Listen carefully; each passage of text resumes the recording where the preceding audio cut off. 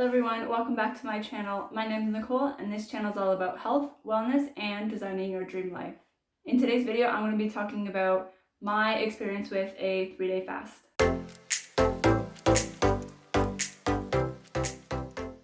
So just to start off with, I want to put in a little bit of a disclaimer that if you are attempting to do any sort of fast like this, make sure you talk to your doctor first. It's really important that if you have any medical conditions or anything going on that you want to make sure that this is something that's safe for you and you're not going to be causing any harm, especially if you're on any medication. Sometimes you can't take certain medications on an empty stomach, so definitely make sure you talk to your doctor before starting something like this.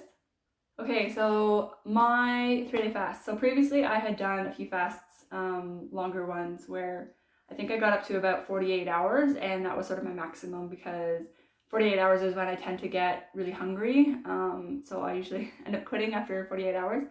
But there are a few things that I did differently this time that I felt like made it a lot easier for me to do it, so I wanted to share those things in case there's anybody out there who wants to try a fast like this.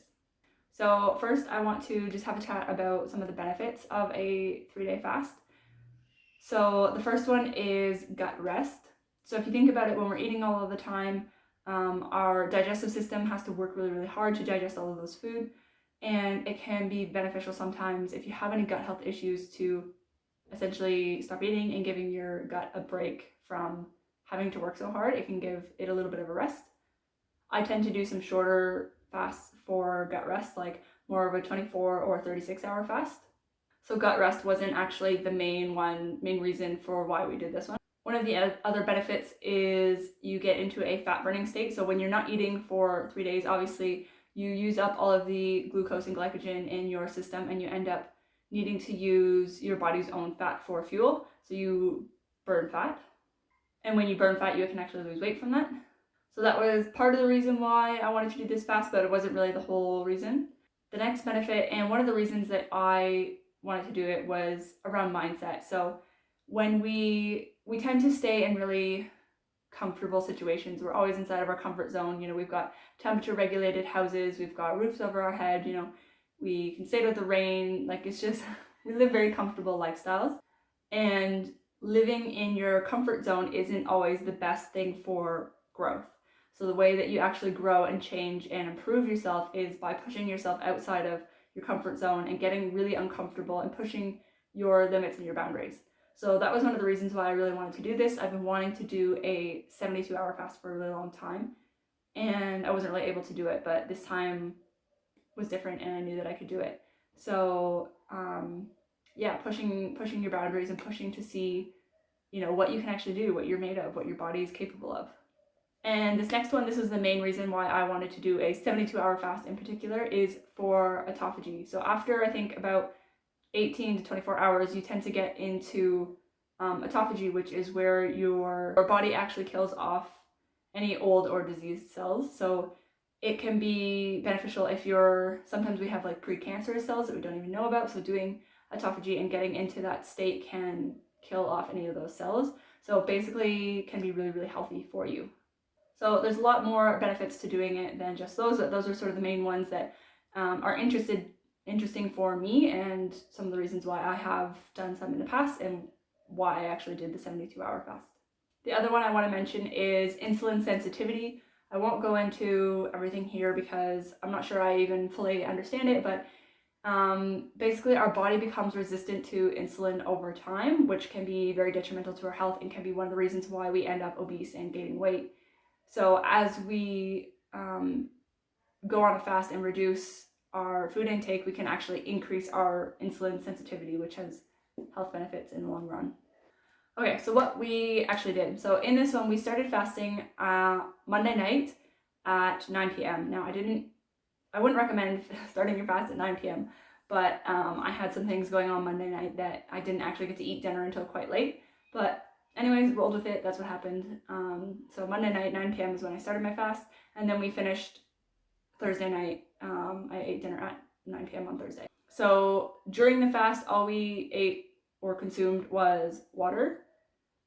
We had coffee and tea with no sugar, no milk, just black coffee and tea. We had multivitamins every single day, and I also tend to have a lot of leg cramps, so I made sure to take a magnesium supplement that I always take. So I have had my magnesium, which kept my leg cramps at bay. The main thing is to make sure that you're drinking lots and lots of water and getting your electrolytes in. So every other day, I think I put a pinch of salt into my water so that I was making sure I was getting enough sodium and wasn't getting as many headaches.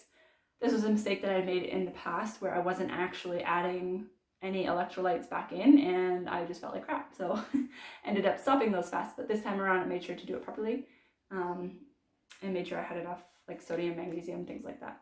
Most people would recommend that you do the fast over the weekend because then you're not at work and you don't have to do anything, you can just relax. But that's what I had done in the past, and I found it was not beneficial for me because I was just sitting at home wanting to eat food. I was in the kitchen, I was just thinking about food all day long. So this time around, I made sure to stay busy. So for 10 hours every single day, I was at work. So I didn't have to think about food all the time. I was too busy, engaging with my clients. So that is tip number one, is to make sure that you stay busy. Because if you sit around having nothing to do, you're going to want to eat. That's one of the habits that a lot of us have. So keep busy so that you don't have that, and preferably stay out of your house. The next thing is to stay away from temptation. So we actually didn't do any grocery shopping that week, so there wasn't really much in our house when we were home to have. So, unless we were really hungry and wanted to quit, we could have had a can of beans. Like that was it. That was all that was available for us. But we didn't actually have that where we wanted to quit. It was, I'll go into that in a minute, but nothing in the house for us to eat. The other thing I made sure to do is that when everybody else at work was on their lunch break, I sort of separated myself. So I was either, took my lunch break at a different time and just didn't eat, or I just tried to stay away from people when they were having food because I knew that that would make me want to eat as well, or make me hungry. And one of the main takeaways, and one of the things that I recommend you guys do if you try this, is to notice when you're actually hungry versus just wanting to eat. There were so many times when I was thinking about food, but when I actually checked in with my body, I wasn't hungry. And for pretty much all throughout the 72 hours, I wasn't hungry hardly at all. I had maybe a few moments where I had a growly stomach, it was kind of grumbling, but I was never feeling super hungry. But I did think about food quite a bit. So that's even something that I'm going to take with me going forward is, when I'm not fasting, even just thinking about, am I actually hungry in this moment, or do I just want something to eat? The other thing I did in preparation for this fast was I was really interested in the metrics of it. So I took my body measurements, I weighed myself just to see how my body would change, and I took a video of myself just to see how my body would change before and after. As a little bit of a TMI, sorry guys if you're listening, but I was on my period for the last day, so there wasn't as much change in my body as I think would have been if I wasn't so bloated from like being on my period. But I think that even just seeing the difference in my weight changes, as well as like the circumference in some of my measurements, I lost between like a centimeter and a full centimeter, half a centimeter and a full centimeter on various parts of my body. So I measured like my butt, my hips, my waist, my chest, my thighs, just to see if there was any changes. And I did actually end up losing 2 kilos despite the fact that I was on my period on the last day. So it is 6:40 on Wednesday. We've been fasting for about almost 46 hours. And we're both feeling pretty good, which is awesome. I have a little bit of a sore throat, but I don't know if that was from before I started this. I had a little bit of sickness coming on, I felt like, but I also looked up that it can be part of the keto flu, so maybe that's all that it is. I haven't really been too hungry.